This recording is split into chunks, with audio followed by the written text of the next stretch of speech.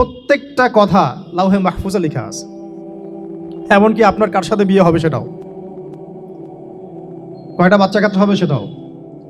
তাই এত অস্থির হওয়ার দরকার নাই, রিজিকে যা আছে আসবে ইনশাল্লাহ। লেখা যদি হয়ে থাকে আসবে না, আসবে ইনশাল্লাহ, সবর। তো এই জন্য মুমিনদেরকে বলা হয়েছে তোমরা কখনো হতাশ হবে না, কারণ তাকদীর লেখা হয়ে গেছে, হতাশার কোনো কারণ নাই। একটা প্রবণতা আমরা সমাজে দেখছি আত্মহত্যার। ইয়াং জেনারেশনকে আমরা নসিহত করব যে ভুলেও নিজের জীবনকে বিসর্জন দিতে যাবেন না। আল্লাহ রাব্বুল আলামিন আপনাদেরকে সৃষ্টি করেছেন তার ইবাদত করার জন্য এবং তার জমিনে তার দিনটাকে প্রতিষ্ঠা করার জন্য। খেলায় খেলায় আপনার জীবনটা নষ্ট করবেন না, ঠিক আছে ভাই? আল্লাহ বোঝার তৌফিক দান করেন। তো কলম সৃষ্টি করার পরে কিয়ামত পর্যন্ত সব লেখা হয়ে গেছে। এখন আমাদের এই পৃথিবীতে তো মানুষ ছিল না, ছিল? এদিকে মনোযোগ দেন। এই পৃথিবীতে কি আগে মানুষ ছিল? এই পৃথিবীতে আগে কি ছিল তাহলে বলেন? হ্যাঁ, মাশাআল্লাহ। এই পৃথিবীতে আগে কি ছিল? এখন ওরা নাই? সবার সাথেই কিন্তু একটা করে আছে, কমপক্ষে কয়টা করে? সবার সাথে কমপক্ষে একটা করে। আর কোন কোন জায়গা আছে যেখানে জিনের বড় বড় আকড়া আছে। পৃথিবীতে যে জায়গাগুলো থেকে ইসলাম বিরোধী অপতৎপরতাগুলো চলে, ওখানে জিনের আকড়া বেশি। আর কথা বুঝতে পারছেন? তো জিন জাতিকে আল্লাহ পাক ধ্বংস করে দিয়েছেন তাদের পাপের কারণে, আল্লাহ দ্রোহিতার কারণে, অবাধ্যতার কারণে। এখন আল্লাহ রাব্বুল আলামিন ইরাদা করলেন পৃথিবীতে আমাদেরকে সৃষ্টি করবেন, মানে মানুষকে সৃষ্টি করবেন। আল্লাহ পাক তার সমস্ত ফেরেশতাদেরকে একত্রিত করলেন। ঘটনাটা কিন্তু খুব ইন্টারেস্টিং। আমি জানি এখানে ওলামায়ে কেরামও আছেন, তবে আমি সবার জন্য প্রযোজ্য হয় এমন কথা বলারই চেষ্টা করছি, কারণ অনেকে হয়তো এগুলো নাও জানতে পারে। তো আল্লাহ পাকের ভাষায় আমি যদি বলি, আল্লাহ রাব্বুল আলামিন বলছেন, আউযু বিল্লাহি মিনাশ শাইতানির রাজীম, ওয়া ইয ক্বালা রাব্বুকা লিল মালায়েকা ইন্নী জাঈলুন ফিল আরদি খলিফা। হে নবী মুহাম্মদ সাল্লাল্লাহু আলাইহি ওয়াসাল্লাম, তুমি স্মরণ করো সেই সময়ের কথা যখন আল্লাহ তোমার রব সমস্ত ফেরেশতাদেরকে ডেকে বলেছিলেন যে ইন্নী জাঈলুন ফিল আরদি খলিফা, আমি জমিনে মানে পৃথিবীতে আমার খলিফা পাঠাতে চাই। কি পাঠাতে চাই? আরো জোরে বলেন। আল্লাহ পাক বলেননি পৃথিবীতে মানুষ পাঠাতে চাই, পৃথিবীতে নতুন কোনো মাখলুক পাঠাতে চাই। আমাদেরকে আল্লাহ পাক সম্মানের শব্দে সম্মানিত করেছেন, বিশেষায়িত করেছেন। আমাদেরকে বলেছেন আমরা আল্লাহর খলিফা, আমরা আল্লাহর খলিফা। এখন আমরা আল্লাহর খলিফা, কিন্তু পৃথিবীতে মানুষ খিলাফা শব্দ সহ্য করতে পারে না। হ্যাঁ, কি অদ্ভুত না? এটা কোরআনের কি শেষের দিকে আছে না প্রথম দিকে আছে?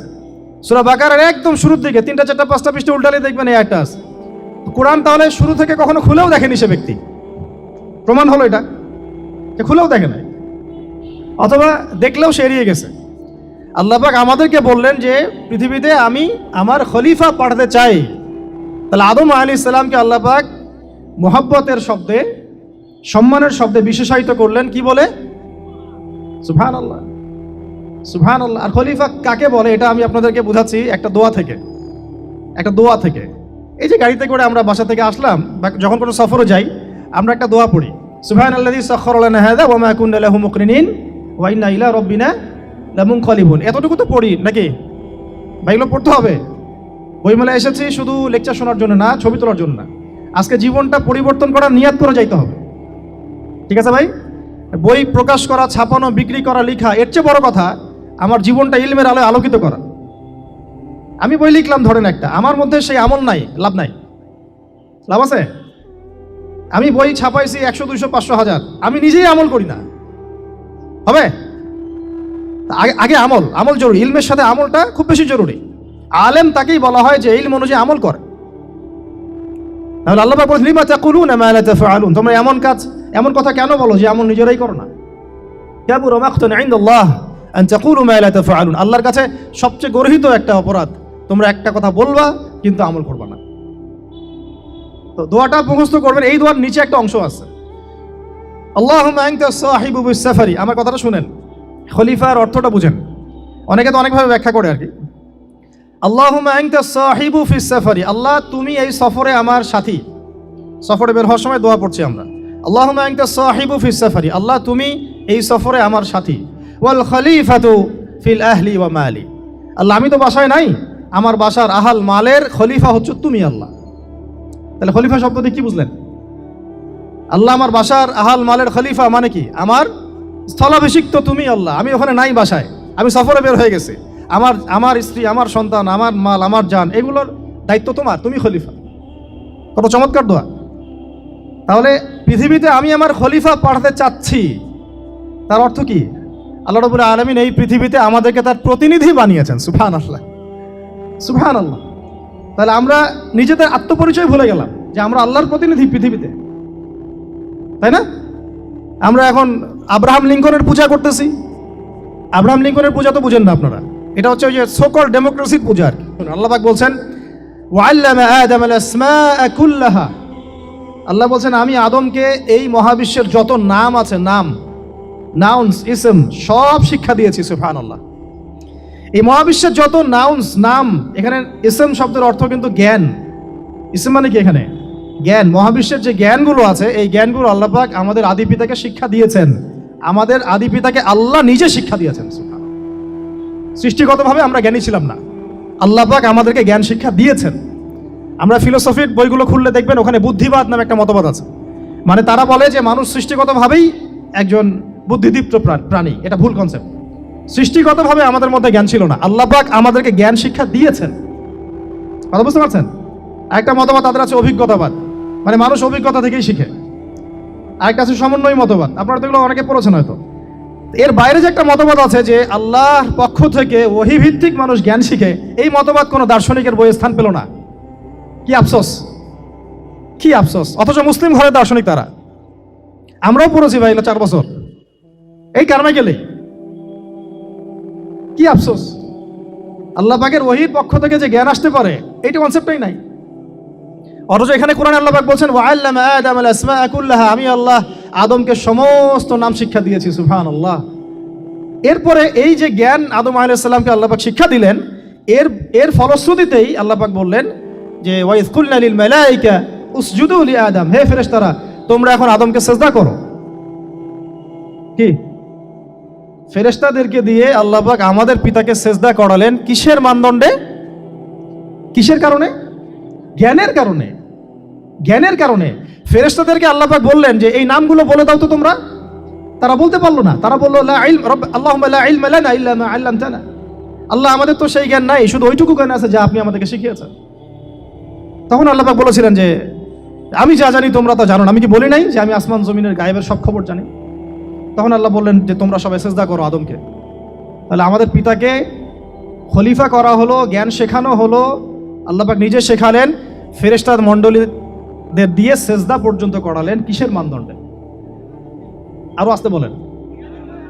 জ্ঞানের মানদণ্ডে। এখন যদি আমরা একটু প্রশ্ন ছুড়ে দেই নিজ নিজ বিবেকে, আমরা কি সেই ওহীর 10টা সূরাও শিখেছি? 10টা পারা কি পড়া হয়েছে কখনো? 10টা সূরারও কি অর্থ জানি? অনেকে তো 10টা আয়াতের অর্থ জানি না। আমরা কি সেই ওহীর 10টা হাদিস শিখেছি? তাহলে আমরা কোথায় সম্মান খুঁজতেছি? পশ্চিমাদের কাছে? বলেন। সত্যি সবচেয়ে আফসোস লাগে আমার একটা জিনিস, যে মুসলিমরা আমরা এখন আমাদের আত্মপরিচয় ভুলে যাচ্ছি, আর আল্লাহ পাক আমাদেরকে যেখানে সম্মান রেখেছেন ওইখানে সম্মান না খুঁজে আমরা অন্যের দাসত্বের সম্মান খুঁজতেছি। আল্লাহ আমাদেরকে বোঝার তৌফিক দান করেন। এটা অজ্ঞতার কারণে হচ্ছে। আমাদের কাজ তাদেরকে সচেতন করা বা তাদেরকে মেসেজ পৌঁছে দেয়া। আমরা উগ্র পন্থা অবলম্বন করব না, আমরা হিকমার সাথে প্রজ্ঞার সাথে মানুষকে বোঝানোর চেষ্টা করব। এগুলো বোঝানোর অংশ। এখন আচ্ছা, আরেকটা কথা আপনাদেরকে বলি, একটা কথা আমি মাঝখানে মিস হয়ে গেছে। এই যে আল্লাহ পাক আমাদেরকে খলিফা করে পাঠিয়েছেন, খলিফার কাজ কি? প্রশ্ন না? আমাদের কাজ কি তাহলে? এই কাজটা আল্লাহ পাক আবার ব্যাখ্যা করেছেন সূরা সদের মধ্যে। কোন সূরায়? সূরা সদ। সদ নামে একটা সূরা আছে, সূরা ইয়াসিনের আগে পড়ে পাবেন। তো এখানে আল্লাহ পাক আরো একজন নবীকে তার খলিফা বলেছেন। সেই নবীর নাম দাউদ আলাইহিস সালাম। কি নাম? আর দাউদ আলাইহিস সালাম কিন্তু এই জেরুজালেম থেকে, যেখানে এখন ওই জায়নিস্টরা বোম্বিং করে আর কি, নিরীহ মুসলিমদেরকে হত্যা করে বিগত 70 বছর থেকে, ওই জেরুজালেম থেকে কিন্তু দাউদ আলাইহিস সালাম বিশ্ব শাসন করেছিলেন। তার পরবর্তীতে তার সন্তান সুলাইমান আলাইহিস সালামও কিন্তু ওখান থেকেই বিশ্ব শাসন করেছিলেন। আর এখনকার বনু ইসরাইল দাবিদার এই জায়নিস্টরা, তারাও কিন্তু ওই ফিকিরই করছে, ওখান থেকে তারা বিশ্ব শাসন করতে চায় এবং তারা মনে করে তাদের একজন মাসিহ আসবে, সেই মাসিহ আসলে তারা বিশ্ব শাসন করবে।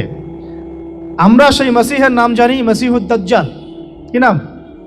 এই দাজ্জালকে ওরা ওদের সত্য মাসিহ মনে করে, আমরা জানি হচ্ছে মিথ্যা ভণ্ড প্রতারক মাসিহ, অথচ ওরা মনে করে এটা হচ্ছে সত্য মাসিহ।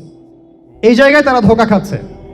অথচ সত্য মাসিহ হচ্ছেন ঈসা আলাইহিস সালাম, যিনি আবার শেষ জামানায় আসবেন এবং তার হাতেই এই মাসিহুদ দাজ্জাল মারা যাবে এবং তারপরে পুরো বিশ্বে আবার ওই খিলাফা কায়েম হবে, ওই যে খলিফা, ওটা সারা বিশ্বে কায়েম হবে।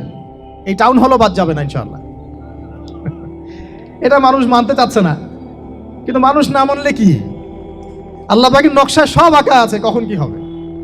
কে কে কল্পনা করেছিল যে আজকে আপনারা বসে এখানে দিনের আলোচনা করবেন? হ্যাঁ, কল্পনা করা যায় তো? যে শব্দগুলো আপনারা বলছেন এগুলো বললেই তো নাই, গায়েব। এখন বলছেন, কেউ কি কল্পনা করেছিল যে হঠাৎ করে এমন একটা সময় চলে আসতে পারে? কেউ কিন্তু কল্পনা করেনি, আল্লাহ পাকের নকশায় ছিল। এখানে আমাদের একটা আফসোসের কথা, এখানে মাস্টারমাইন্ড আল্লাহ রাব্বুল আলামিন। প্রকৃত মাস্টারমাইন্ড কে? আমরা ক্রেডিট নেওয়ার প্রতিযোগিতায় ব্যস্ত হয়ে আছি এখন, কার কত ক্রেডিট নেওয়া যায়। এখানে একক ক্রেডিট পাওয়ার যোগ্য কেউ না, সমস্ত ক্রেডিট কার? আল্লাহ রাব্বুল আলামিন। এটা আল্লাহর সাথে গাদ্দারি করতে যায় না, তাহলে ভুলে যান।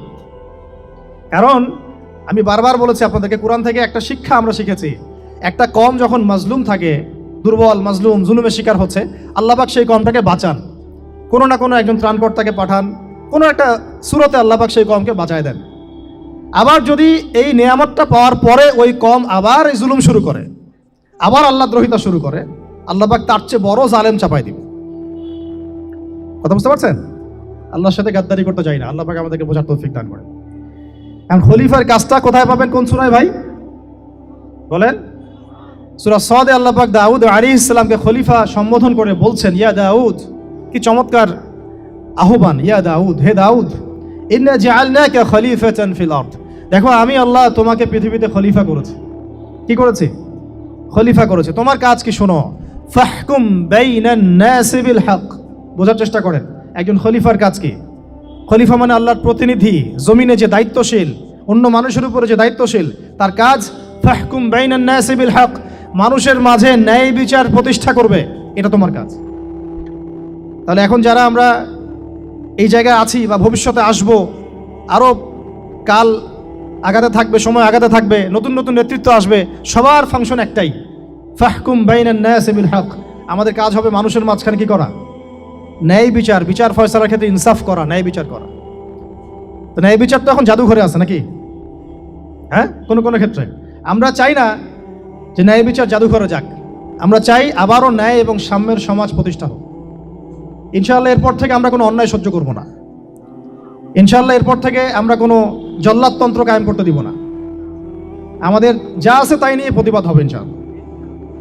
কারণ এখনকার প্রজন্ম প্রতিবাদের ভাষা বুঝে। এখন যদি আপনারা আবার সেই প্রাচীন জুলুমের তন্ত্রে মন্ত্রে ফিরে যান, তাহলে আল্লাহর গজব চলে আসবে, বড় গজব। তো খলিফার কাজ কি ভাই? কি কাজ বললাম বলেন? মানুষের মাঝখানে ন্যায় বিচার প্রতিষ্ঠা করা। আচ্ছা, আরো আছে, আরো আছে, আয়াত শেষ হয় নাই। আল্লাহ পাক বলছেন, ওয়ালা তাত্তাবিউল হাওয়া, ন্যায় বিচার করতে গিয়ে নিজের দাসত্ব মানে প্রবৃত্তির অনুসরণ করো না। ন্যায় বিচার করতে গিয়ে নিজের প্রবৃত্তির অনুসরণ করো না, মন গড়া বিধানের অনুসরণ করো না। আমার মামা, আমার চাচা, আমার খালু পার করে দিও না। প্রবৃত্তির অনুসরণ মানে কি? মন যাচাই তাই করো না। ন্যায় বিচার করতে গিয়ে আল্লাহ পাকের বিধান মেনে চলো। কারণ সূরা মাইদাতে আল্লাহ পাক বলেছেন, আয়াত নাম্বার 44, 45, 47, ওয়া মান লাম ইয়াহকুম বিমা আনজালাল্লাহ ফাউলাইকা হুমুল কাফিরুন। যারা আল্লাহ পাকের হুকুম অনুযায়ী বিচার ফয়সালা করে না, তারা কাফির। 45-এ গিয়ে আল্লাহ বলছেন, ওয়া মান লাম ইয়াহকুম বিমা আনজালাল্লাহ ফাউলাইকা হুমুল ফাসিকুন। যারা আল্লাহ পাকের বিধান অনুযায়ী বিচার ফয়সালা করে না, এরা ফাসিক, পাপাচারী। 47 নম্বর আয়াতে গিয়ে আবার বলছেন, ওয়া মান লাম ইয়াহকুম বিমা আনজালাল্লাহ ফাউলাইকা হুমুজ জালিমুন। যারা আল্লাহর হুকুম বিধান অনুযায়ী বিচার ফয়সালা করে না, এরা জালেম। তো কাফেরও বলেছেন আল্লাহ, ফাসিকও বলেছেন, জালেমও বলেছেন। তাহলে বিচার ফয়সালা করার ক্ষেত্রে আল্লাহ পাকের বিধানকে সর্বোচ্চ অগ্রাধিকার দিতে হবে, নিজের প্রবৃত্তির অনুসরণ করা যাবে না। যদি করে তাহলে কি হবে? ইউদিল্লাকা আন সাবিলিল্লাহ, তাহলে এটা তোমাকে আল্লাহর রাস্তা থেকে সরাই নিয়ে যাবে। এর ফলে কি হবে জেনে রেখো, ইন্নাল্লাযীনা ইউদিল্লুনা আন সাবিলিল্লাহ লাহুম আযাবুন শাদীদ বিমা নাসু ইয়াউমাল হিসাব। এটা পরের আয়াত।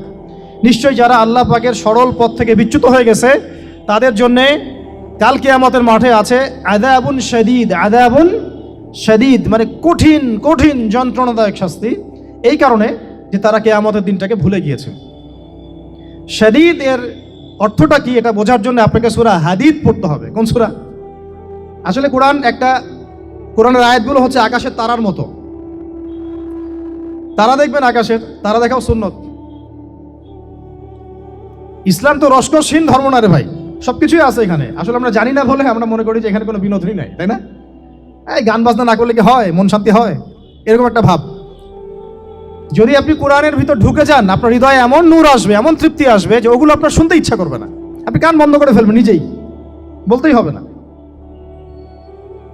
এখন কিছু নতুন ইসলামিস্ট আসছে, তারা এগুলোকে ইসলামের অন্তর্ভুক্ত বলে মনে করার দাবি করতে চায়, যেগুলো এগুলো তো নিষেধ নাই, এগুলো তো নিষেধ করা হয় নাই। কতটুকু জানেন ইসলাম সম্পর্কে আপনি? না জেনে কেন কথা বলেন? নবী সাল্লাল্লাহু আলাইহি ওয়াসাল্লাম রাস্তা দিয়ে হাঁটছেন, ওই সময় তো অনেক পূজা অর্চনা ইত্যাদি হতো মক্কায়, তো এখানে ঢাক ঢোলের শব্দ আসছে। নবী সাল্লাল্লাহু আলাইহি ওয়াসাল্লাম নিজের 2 আঙ্গুল কানের মধ্যে ঢুকিয়ে দিলেন, দিয়ে পাশে একজন সাহাবী তাকে জিজ্ঞাসা করছেন হাঁটতে হাঁটতে হাঁটতে হাঁটতে, তুমি কি এখন আওয়াজ শুনতে পাচ্ছ? সাহাবী বলেন, না ইয়া রাসূলুল্লাহ, এখন আওয়াজ শুনতে পাচ্ছি না। তখন তিনি হাত কান বের করলেন। এটা নবীর সুন্নত। আর আমরা নবীর সুন্নতকে উল্টাই দিছি কিভাবে দেখেন, আমাদের কানেই এখন ইয়ারফোন। উনি যেটা শুনে কান বন্ধ করতেন ওইটা আমরা কানে ঢুকায় রাখছি একেবারে। আল্লাহ আমাদেরকে বোঝার তৌফিক দান করেন। দেখেন আমরা তো সবাই পাপী। আমার মনে হয় না আমরা কেউ নবী সাল্লাল্লাহু আলাইহি ওয়াসাল্লামের সুপারিশ ছাড়া পার পাবো, এমনটা মনে হয় না আমার। সবাই পাপী, আপনি আমি আমরা সবাই। তো সেই যে নবীর সুপারিশ আমরা প্রত্যাশা করছি, সেই নবীর সুন্নতকে যদি এইভাবে অবজ্ঞা করতে থাকি, তাহলে কি সুপারিশ পাবো ভাই? কি মনে হয় আপনাদের? অ্যাটলিস্ট সুন্নতকে তো সম্মান করতে হবে নাকি? আল্লাহ বোঝার তৌফিক দান করেন। আমি তাহলে যেটা বলছিলাম যে আল্লাহ পাকের বিধান অনুযায়ী বিচার ফয়সালা করতে হবে, এটা খলিফার কাজ। ন্যায় বিচার করতে হবে মানুষের মাঝখানে, এবং নিজের প্রবৃত্তির অনুসরণ করা যাবে না, তাহলে আল্লাহর পথ থেকে দূরে সরাই দিবে। এখানেই বললাম শাদীদ বুঝতে গেলে আপনাকে কোন সূরা পড়তে হবে? সূরা হাদীদ। আকাশের তারার কথা কেন বললাম? যে আকাশের তারাগুলো যদি মেলাতে পারেন দেখবেন বিভিন্ন শেপ তৈরি হয়। প্রত্যেকটা তারার অবস্থানের গাণিতিক একটা ব্যাখ্যা আছে। যারা অ্যাস্ট্রোনমি নিয়ে পড়াশোনা করেন তারা জানেন, এগুলা সবাই জানবেন না। প্রত্যেকটা তারাকে আল্লাহ পাক এত সূক্ষ্মভাবে স্থাপন করেছেন যে যদি একটু সামান্য একটু ডানে বামে এগুলো সরে যায়, মহাবিশ্বের এই স্থিতিশীলতা নষ্ট হয়ে যাবে। এবং এটার কসমও আল্লাহ পাক কোরআনে করেছেন সূরা ওয়াকিয়ার মধ্যে। কোন সূরা? সূরা ওয়াকিয়াতে আল্লাহ পাক বলেছেন, ফালা উকসিমু বিমাওয়াকিইন নুজুম। আমি তারার অবস্থান স্থলের স্থিতির কসম করে বলছি। আল্লাহ পাক এর কসম করেছেন। কত গুরুত্বপূর্ণ জিনিস, ঠিক আছে? তো পরেরগুলো বললাম না। সূরা হাদীদ কেন পড়বেন? সূরা হাদীদ আল্লাহ পাক বলেছেন যে ওয়ানজালনাল হাদীদা ফীহি বাসুন শাদীদ। এই যে শাদীদ বুঝাতে গিয়ে হাদীদে আসছে। আল্লাহ পাক বলছেন যে আমি আল্লাহ পৃথিবীতে আসমান থেকে লোহা নাজিল করেছি। অবাক করার বিষয় না? লোহার খনি খুঁজতেছেন আপনারা মাটির নিচে, তাই না? আল্লাহ পাক বলছেন আমি লোহা নাজিল করেছি। আনজালনা, ঠিক যেমন ইন্না আনজালনাহু ফী লাইলাতুল কদর, আমি লাইলাতুল কদরে কোরআন নাজিল করেছি, আসমান থেকে নাজিল হয়েছে, তাই না? এরকমই ওয়ানজালনাল হাদীদা, আমি হাদীদ লোহা নাজিল করেছি। ফীহি বাসুন শাদীদ, যে লোহার মধ্যে আছে কঠিন শক্তি আছে না? আয়রন যে অণু পরমাণুগুলো, এগুলোর শক্তি সবচেয়ে বেশি না? কেমিস্ট্রিতে আপনারা পড়েছেন। তাহলে এখন আল্লাহ পাক বলছেন কিয়ামতের দিন তাদের জন্য আযাবুন শাদীদ, যারা আল্লাহ পাকের খলিফার দায়িত্ব পালন করবে না, যারা খলিফার দায়িত্ব পেয়েও ন্যায় বিচার করবে না, ইনসাফ করবে না, প্রবৃত্তির অনুসরণ করবে, ঠিক আছে, আল্লাহর পথ থেকে বিচ্যুত হয়ে যাবে, তাদের জন্য কিয়ামতের মাঠে এই শাস্তি আছে।